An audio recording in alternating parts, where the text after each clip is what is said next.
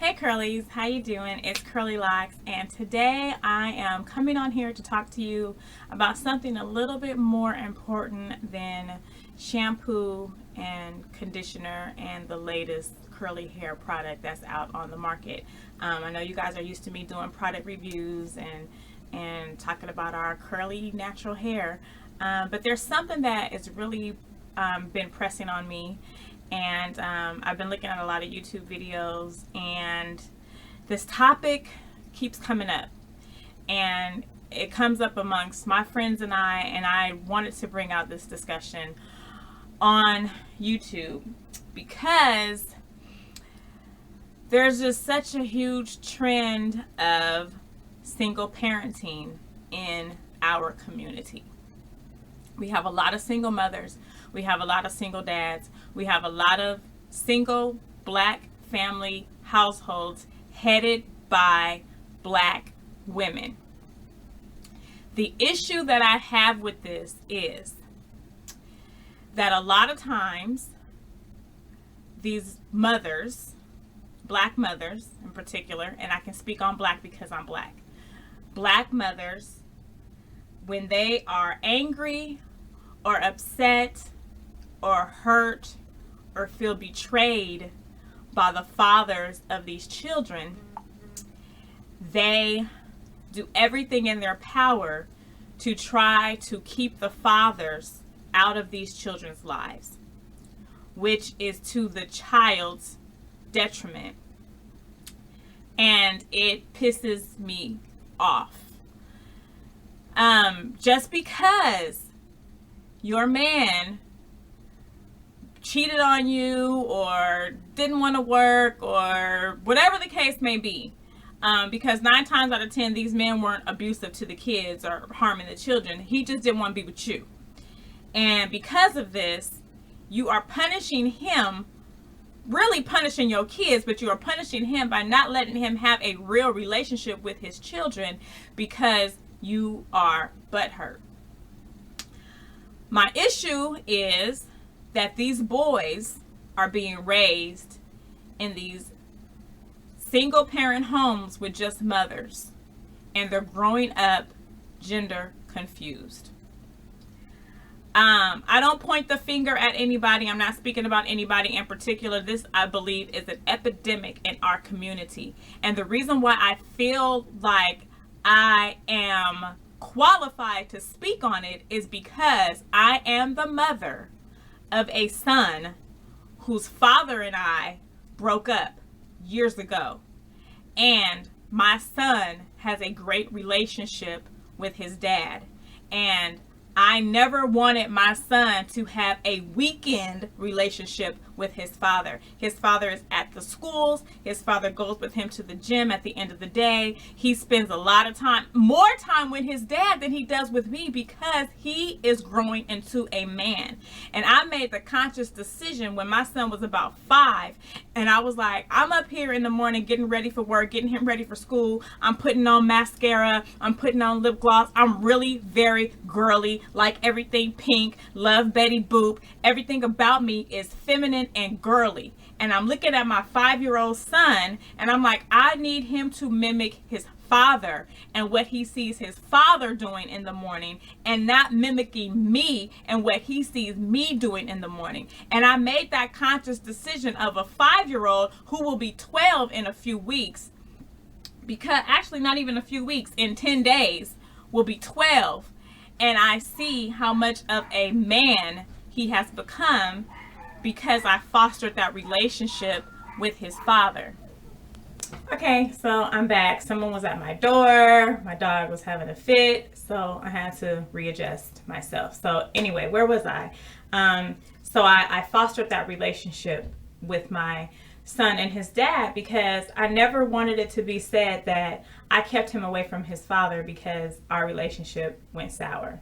And I see it so much. I see these women mad and bitter towards these men because your relationship didn't work out. But I'm like, don't you realize that you're hurting your children by not letting these fathers be fathers? And then you're going to court and, getting child support and the father is getting him every other weekend or whatever, so he get to see him, a couple of days out the week or whatever, a couple of days out the month. So he's really still not able to be a father, instill any type of mannerisms in this child, in this boy. And so the weekend that he has him, and then he's back with his mother to be destroyed for the next week, and everything that he's learned from his father from the weekend is kind of just a waste, because all these things he's being reinforced with with his mother, who's bitter and mad at his father. And the child, they have anger issues, they're acting out in school, it's just so many issues. And I'm not talking about stuff that I hear, I'm talking about what I see. I'm a paralegal. My background, I have a bachelor's in legal studies, and I have spent a lot of time in family court. Not with my family. I've never taken my son's father to court. I've spent a lot of time in family court watching y'all's issues and watching y'all play these games back and forth with one another, and these children being hurt behind it. So I see mothers coming in here trying to get child support for these kids, and she's dressed to the nines. Her hair is, she got her weave down her back. She got her nails done. She got on the latest and greatest outfits and everything, looking fly and all of this. And I'm like, you have these children. Sometimes the children aren't in the courtroom, but you have the children in the lobby looking like welfare recipients. And if you on welfare, it's there to help you. I'm not here to bash you for being on welfare. I'm here to bash you for dressing fly and having your hair freshly. I know how much weaves cost. I've never had a weave before in my life, but I know plenty enough people who have weaves to know how much this stuff costs to get your hair done.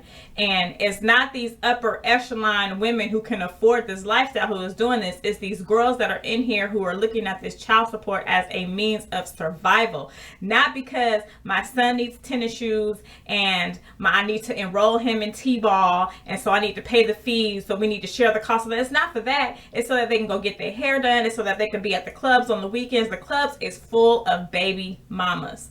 I know this because I used to staff the promo models when they had the Budweiser girls, the Crown Royal girls, the Tanqueray girls, and all that. I used to staff them for the events, and they would have after parties at these clubs, and these clubs would be full of women with children. So this is what you're doing with your child support. I mean, I can speak on this because I'm a woman, and I know a lot of men complain about this and women don't listen. And I feel like I can come to you as a sister, and I hope people really take heed. And you mothers that are out there who are in the process of trying to keep your children away from their fathers, if you would change your mindset and look further down the road, look 10, 11, 12 years down the line. Your son is now 5 and 6, but what are you going to do with him when he's graduating from high school and he still has no idea how to be a man because you've kept his father away from him, or you've talked bad about his father in front of him? It's something that I'm extremely passionate and care about. Why? It's really not my business what you do in your home with your kids, but what is my business is the fact that my 12-year-old son, who I am preparing on the college track so that he can go to school and get an education and make something of himself, and he and his father and I are on the same page as that. His father and I are not together, but we co-parent because it's important to both of us that our son gets a college education. And what's not important to both of us is that we sit up here and argue about the fact of why we're not together. That's ignorant, that's stupid, because the child is here and he has to be cared for and guided and taken care of. So we have to remove ourselves out of the situation and focus on our children. So what worries me is I'm preparing my son for school. I want him to go to college, and that's something that we talk about and prepare about now, even though he's just going to the 7th grade. We discuss college. We discuss what do you want to be, what schools provide that, and what do you need to do in order to get there.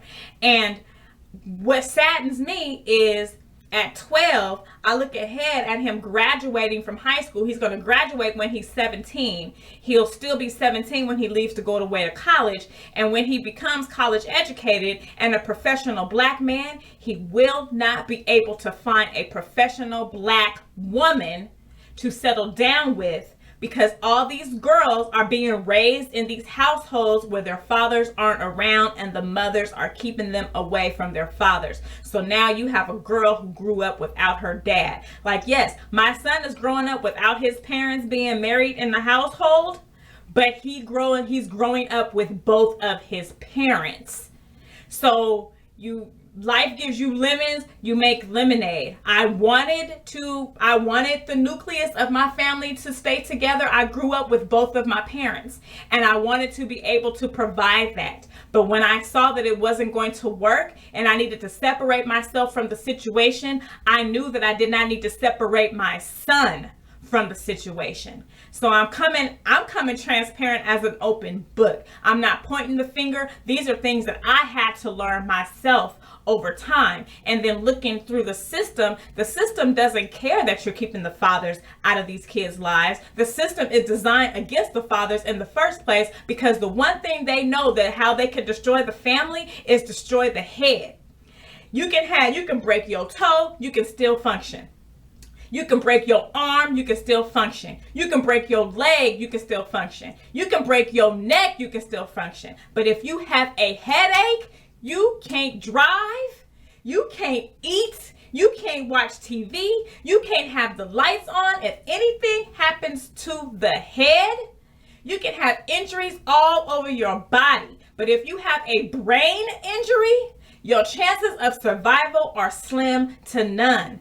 If the fathers are the head and we are constantly, daily destroying the head, then what do we expect for our community, for our society, for Black people as a whole?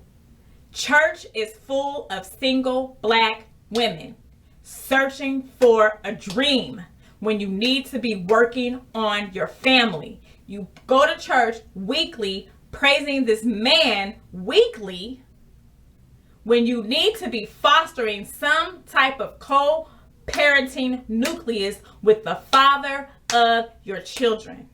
It has me angry. It has me upset. I am an advocate for fathers who want to be in their children's lives.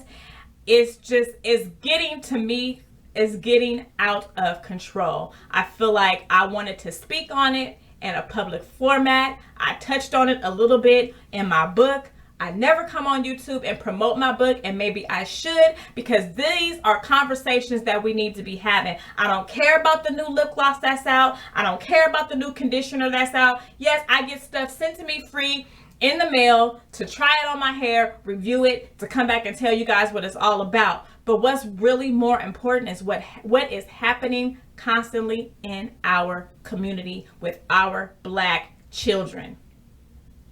Mothers, stop keeping these children away from their fathers. If he wants to be in the child's life, leave room for him to be able to do that.